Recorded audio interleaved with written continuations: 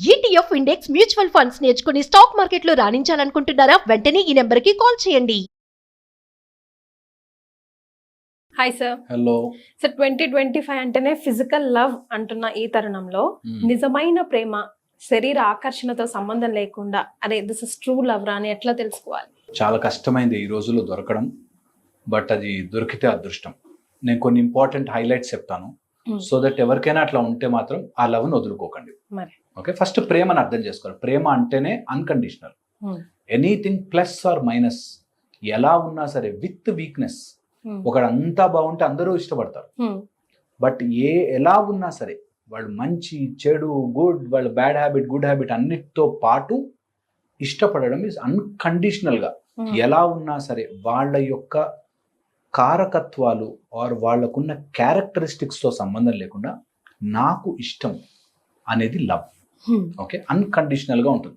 నువ్వు ఎలా ఉన్నా సరే ఇట్స్ ఫస్ట్ లవ్ అనేది అర్థం చేసుకోవడం. కానీ అది తప్పు కదా, ఎందుకు వాడిని మార్చొద్దా తప్పు చేసినప్పుడు? ఎవరు మంచి చెడలు రెండు యాక్సెప్ట్ చేయాలి అంటున్నారు. ఇప్పుడు I mean love with someone, ఇప్పుడు మీరున్నారు, మీ మంచి చెడు రెండు నేను యాక్సెప్ట్ చేసి ఎట్లా మీ చెడు నేను కరెక్ట్ చేయాలి కదా? కరెక్ట్. సో ఎంతమంది చెడుని కరెక్ట్ చేయగలరు? అంటే నా ప్రేమ వరకు, వేరే వాళ్ళతో నాకేంటి సంబంధం? సరే, మీరు కరెక్ట్ చేస్తూ పోతుంటే ఎందుకు కరెక్ట్ అవ్వాలి వాళ్ళు? మనకి ఎలా తెలుస్తుంది correct or wrong? So point is, నేను కరెక్ట్ చేస్తున్నాను అనేసరికి అందులో ప్రేమ లేదు. ఫస్ట్ థింగ్, వాళ్ళు మారాలి, వాళ్ళు చెయ్యాలి మనం చెప్పడం వరకు వేరే అదర్ థింగ్, బట్ మన ప్రేమ ఇస్ అదర్ థింగ్. కరెక్ట్ చేయడానికి వాళ్ళు ఇలా ఉంటే బాగుంటుంది అని మనం ఒక డెఫినేషన్ పెట్టుకుని ఆ డెఫినేషన్ తగ్గట్టుగా మనం పనిచేస్తున్నా మన ప్రేమ ఇస్ కాన్స్టెంట్. నాకు ఎలా ఉన్నా సరే, అందుకే మనకి భగవంతుడి ప్రేమ అని చెప్తారు. దేవుడు నా కోరికలు తీర్చకపోయినా I just love him. It's unconditional గా. నాకు ఏదో రోజు నాకు డెఫినెట్లీ రెస్పాండ్ అవుతుంది అని మనం ఎలా అయితే రెస్పాన్స్ కోసం వెయిట్ చేయకపోయినా మనం అలా కంటిన్యూస్గా భగవంతుడిని ఇష్టపడతామో, ఆర్ తల్లి పిల్లల మీద ఎలా అయితే ప్రేమ పెంచుకుంటుందో అన్కండిషనల్గా అలా ప్రేమ ఉండాలి. అది ఒరిజినల్ ప్రేమ. ఏదైనా నువ్వు మారితేనే నేను ప్రేమిస్తాను ఆర్ నిన్ను మార్చడానికి నేను వచ్చాను, అది మారచ్చు కదా నువ్వు డిసప్పాయింట్ అవుతున్నావు అంటే it's not true totally. Maybe నీ లవ్ వల్ల ఆర్ నీ లైకింగ్ వల్ల వాడు ఇలాంటి షర్ట్ వేసుకుంటే నాకు ఇష్టం, వాడు ఇలా కోపం తెచ్చుకోకపోతే నాకు ఇష్టం అని ఏవైతే ఉన్నాయో అన్ని కండిషన్డ్. ఈ కండిషన్లో మనము బాసీ అయిపోయి మనం ఇంకా వాళ్ళని డామినేట్ చేసే ఛాన్స్ ఉంటుంది. సో ఎప్పుడైనా ఎవరినైనా కరెక్ట్ చేయాలనుకుంటే నేను అసలు ఏ తప్పులు చేయలేని మనిషిని అయితే కరెక్ట్ చేద్దాం. ప్రతి మనిషిలో ఏదో ఒక తప్పులు ఉంటాయి. ఓకే, ఏదో ఒక తప్పులు ఉంటాయి. అండ్ ఆ ప్రేమకి వాళ్ళని కరెక్ట్ చేయడానికి లింక్ లేదు. ఒక మర్డర్ చేసి వచ్చాడు, నేను నన్ను ప్రేమిస్తున్నా కదా అని కాపాడకూడదు. That's the difference. సో నీ ప్రేమ ఉంది, I love you, but what you have done you have to bear with it. ఆ రెస్పాన్సిబిలిటీ తీసుకోవాలి. ఓకే, అది చాలా ఇంపార్టెంట్. ఆ డిఫరెన్స్ తెలియక నేను ప్రేమించాను కాబట్టి నేను ఎలాగైనా కాపాడేస్తాను, నువ్వు ఎలా ఉన్నా నాకు ఇష్టమే, నా ఇష్టంలో there is no change, but నువ్వు అలా చేయడము తప్పు కాబట్టి దానికి తగ్గ punishment or whatever is there you have to suffer. నా ప్రేమ మారదు, is a fundamental logic. Wait ఏం అవసరం లేదు, యూ కెన్ గ్రో. నీ ప్రేమ తగ్గదంటున్నా. నువ్వు వెయిట్ దేనికి చేయాలి? వాడు మళ్ళీ వచ్చి వాడు మళ్ళీ మన ఒళ్ళో తలబెట్టుకుని పడుకోవాలనా వాట్? సో ఇక్కడ ఏమవుతుందంటే ప్రేమ అనేసరికి ఏదో జరిగి వాళ్ళు కూడా మన దగ్గర ఉంటేనే ప్రేమ అని అనుకుంటాం. నో, నాకు ఎక్కడ ఉన్నా ప్రేమే. My love is pure and clear that wherever you are, నీ ఆలోచన వస్తే అబ్బా అని అనిపిస్తున్నా. It is nowhere physical, it is nowhere నేను టచ్ చేయాలి, నువ్వు నాతో ఉండాలి, నా ప్రేమకు నువ్వు రెస్పాండ్ అవ్వాలి, నా ప్రేమ నువ్వు ఎస్ అని అగ్రీ చేయాలి, అగ్రీ చేయకపోతే నా కోపం వస్తుంది, ఏం లేవు. ఐ లవ్ యూ అంతే క్లియర్గా. ఆ లవ్ అనేది ఎప్పటికుండా ఇది అన్కండిషనల్గా ఉండే ప్రేమ. దీనికి ఫిజికల్ ఎగ్జిస్టెన్స్తో సంబంధమే లేదు. నీకు ఎలా తెలుస్తుంది అంటే 2 బ్యూటిఫుల్ కనెక్షన్స్ చెప్తాను. మనకి వెస్ట్ నుంచి వచ్చిన నాలెడ్జ్ ప్రకారం హార్ట్ అంటారు ప్రేమ. మనకి చెప్పేది కడుపు, నాభిస్థానంలో తల్లి ప్రేమరా, తల్లి నా కడుపు మంటరా, తల్లి ప్రేమరా అని చెప్తారు. అంటే ఈ రెండిటి యొక్క కనెక్షన్ మనకి బ్రెయిన్ లోపల కొన్ని స్పిండిల్ సెల్స్ అని ఉంటాయి that vibrate with your stomach responses అన్నమాట. అయితే అలాంటిది ప్రేమ ఉన్న చోట they vibrate in higher sense అంటారు. ఓకే, వేర్ అలాంటి ప్రేమ దట్ యు ఆర్ వాళ్ళ ప్రెజెన్స్లో కానీ వాళ్ళ ఆలోచనలో కానీ ఫుల్లీ సాటిస్ఫైడ్. ఒకరోజు ఆనందంగా ఉంటే చూడండి, ఆకలి కూడా ఏదు. Okay, fully satisfied. అండ్ ఆ ప్రేమ రాగానే there is nothing to fill you. ఇంకా వాడికి ప్రమోషన్ వచ్చేస్తే, నేను ఇంకా వాడికి డబ్బులు వచ్చేస్తే ఏముండదు. Just here I'm happy. ఆ రెండిటి కనెక్షన్ అంటే your heart doesn't have anything else to fulfil, and your ప్రేమ వల్ల నీకు ఫుల్నెస్ తెలుస్తుంది. స్టమక్లో కూడా యువర్ హ్యాపీ, నీకు ఆకలి వేయట్లేదు అన్నంత సంతోషంగా ఉంది. These two are different experiences. ప్రతి మనిషి దీన్ని ఎక్స్పీరియన్స్ చేయాలి. ఇది ఎవర్ ఇటర్నల్ లవ్. ఇది only when you lose that attachment towards that person, but ఆ పర్సోనాని మనం ఇష్టపడ్డప్పుడే జరుగుతుంది.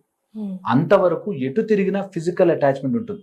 నాకు ఒక పేరెంట్ తెలుసు, మదర్, కొడుకు అంటే అమితమైన ప్రేమ. కోడల్ని కూడా పక్కనుంటే చూడలేదు. ఎంతసేపు కోడలేనారా, అది నుంచి కొంగు కట్టేసుకుని తిరుగుతూ ఉంటుంది. నువ్వు కాసేపు కూర్చో, ఇక్కడ కూర్చో. ఆయన యుఎస్ వెళ్ళిపోతే యుఎస్ నుంచి 12-13 hours అమ్మతో మాట్లాడుతూనే ఉంటాడు.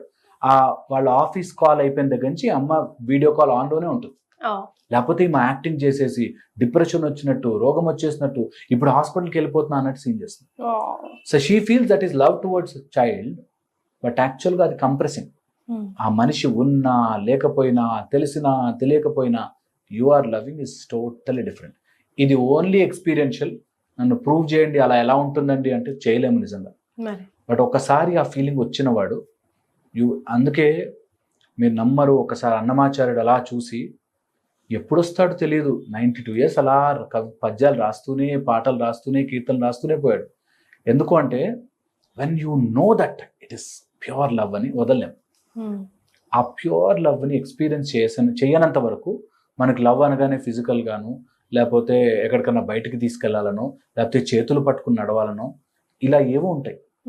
ఈ అన్ని కండిషన్స్ దాటి ప్రేమ is high little above that, where no condition and just the thought can give you bliss. Just a bliss ని ఒకసారి ఎంజాయ్ చేస్తే your heart is full, complete. అది రావాలి, అదే రియల్ ప్రేమ.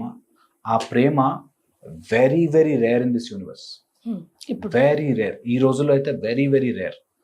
అండ్ నేను అందుకే ఎమోషనల్గా నేనేం చెప్తా అంటే, either do this or be logical. Be absolutely emotions ని దగ్గర రానికుండా, టూ మచ్ ఎమోషన్స్ వద్దు నాకు. అన్నెసరిగా దాని లోపలికి ఇరుక్కోపోవద్దు. ఎందుకంటే ఏ ఎమోషన్ అయినా నిన్ను తిప్పేసే మాయ దాని చుట్టూ ఉంటుంది. ప్రతి emotion for example will have a maya. అంటే నాకు ఏదైనా సాధించాలి ఈజ్ అన్ ఎమోషన్. అందులోంచి అది ఎంత అయిపోతుందంటే ఇంట్లో వాళ్ళని నాశనం చేసినా సాధించాలి. It will turn you. మాయ నేను తిప్పేస్తుంది.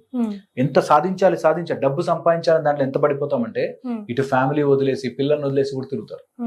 సో యువర్ లాజిక్ గుర్తుపెట్టుకోవాల్సిన అంటే any emotion will have a down side.